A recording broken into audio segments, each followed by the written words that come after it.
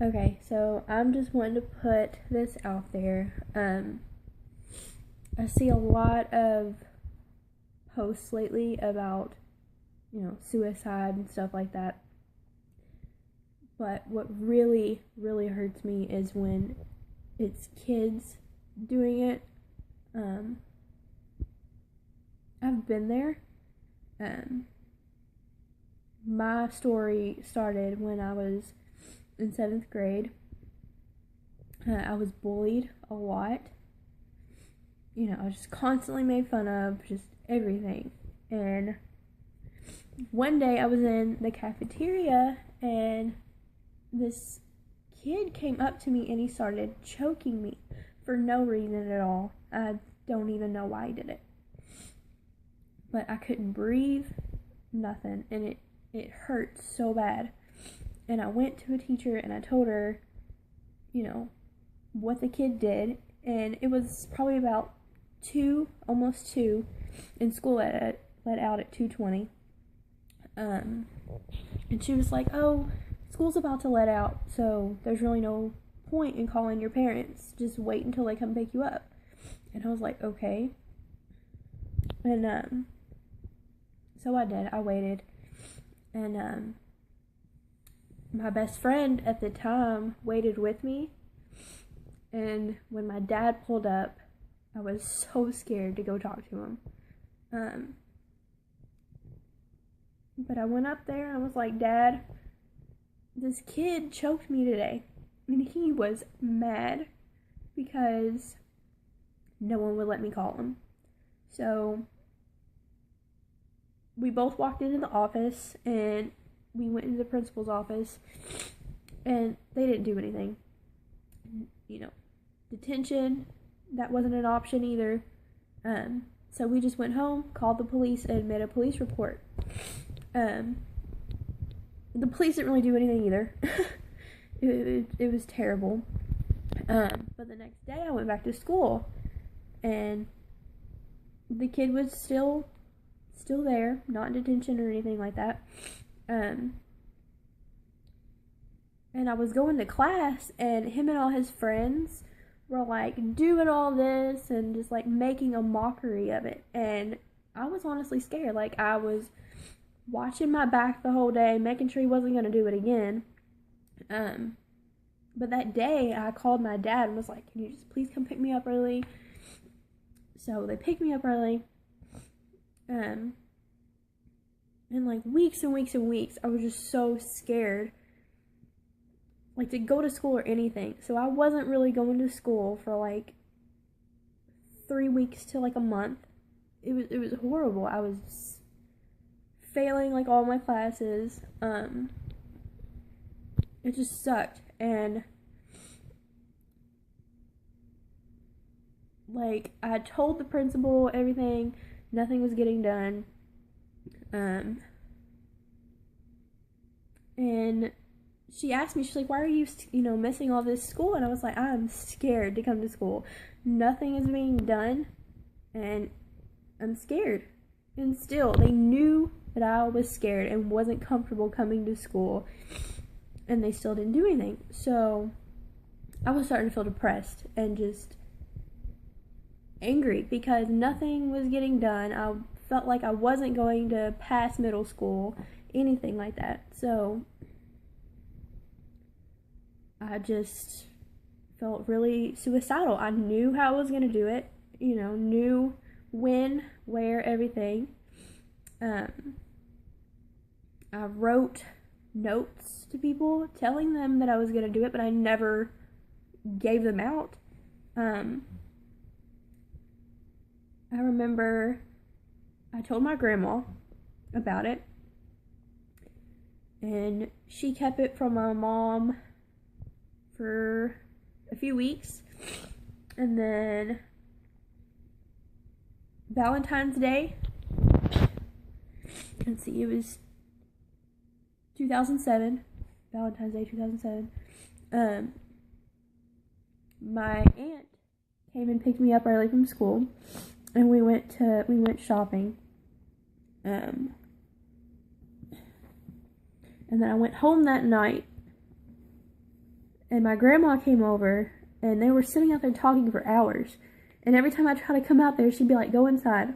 And I was like, okay. And she came in and was like, come in here for a second. And we were talking, and she was crying. I was crying. It sucked.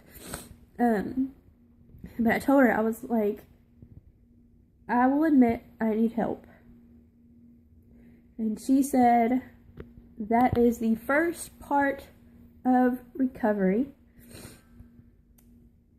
And I felt a little bit better after I admitted that I needed help.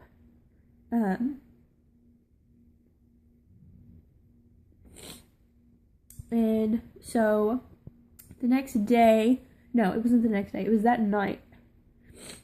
My whole family went up to Kozer Hospital and stayed with me that whole night. And I remember on the way there, I rode with my dad. And my mom and my sister just met me up there. But I just remember talking to my dad about it, and he held my hand the whole entire way there, and it just made me like feel a lot better. I got there, I stayed the night in this room, and it was like a safe room kind of. And like the bed, it was like nailed to the floor. The TV was in a glass box. Like everything was just like nailed to the floor, to the wall. I couldn't get a hold of anything, nothing. Just so I couldn't hurt myself. I remember seeing just my whole family up there, and I realized that I had so much support. And it was awesome. But I remember my mom and dad staying the night there with me. And then the next day, my sister came and saw me before I left to go to the hospital, another hospital. And then I rode in an ambulance, and they took me to a rehab, kind of like a rehab counseling place for kids and adults with, you know, dealing with all of that stuff. And I remember I was so scared, and I was talking to a counselor with my parents, and you know, we were just talking about all that happened. And it was time for my mom to leave, and I watched her leave, and it sucked really bad. I stayed in the hospital for I'd say like 3 weeks. It felt longer, but it was just 3 weeks. And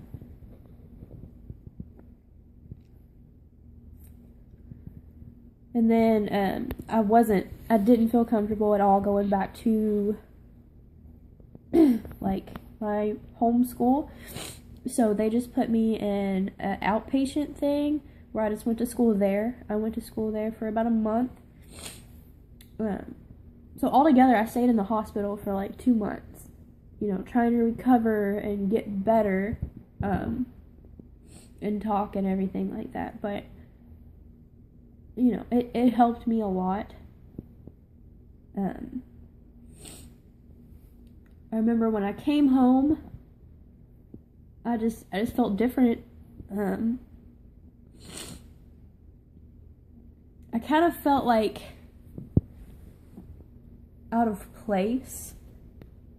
I don't know. I guess because I was gone for so long, and I just felt like everything and everyone changed. I don't know. It was only like 3 weeks that I was in the hospital, and I was, you know, in the school thing for like a month. But I was gone for a long time.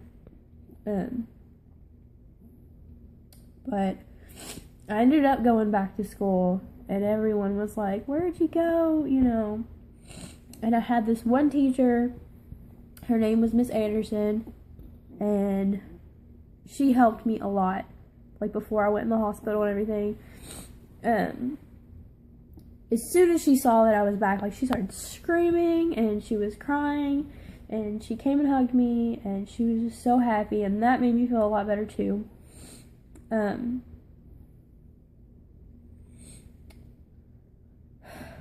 But after that, let's see, I finished middle school. Well, not middle school, but 7th grade. And then I went into 8th grade. And 8th grade was really bad. I was starting all kinds of fights. It was bad. I guess because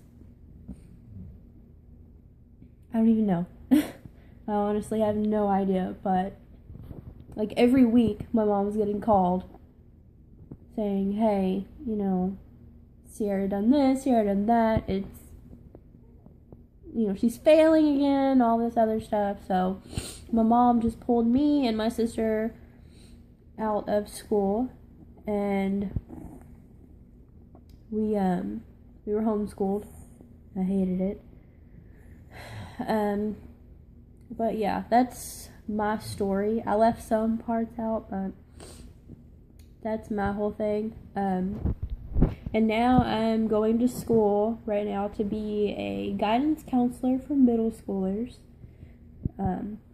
Middle school is, I think it's like the hardest part, because you're trying to, you know, you just graduated 5th grade, and then you're going into middle school, and you're just trying to figure out where you fit in, and it's all these personalities, all these hormones, just going crazy.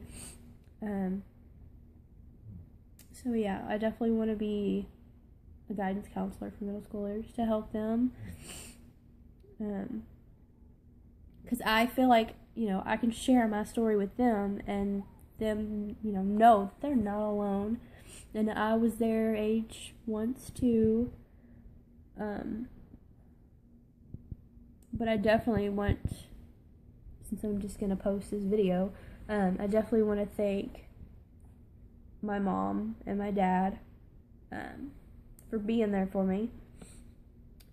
My sister.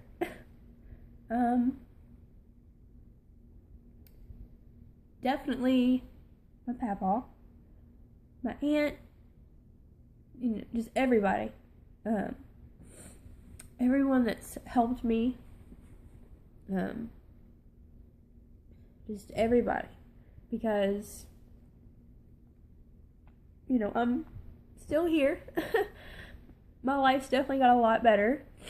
It was hard, but I got through it. It just sucks. I just wanted to post this video because it just sucks seeing all these people, you know, and I want to help everybody. I have a huge heart, and I don't know, I just want to help everybody. So, yeah.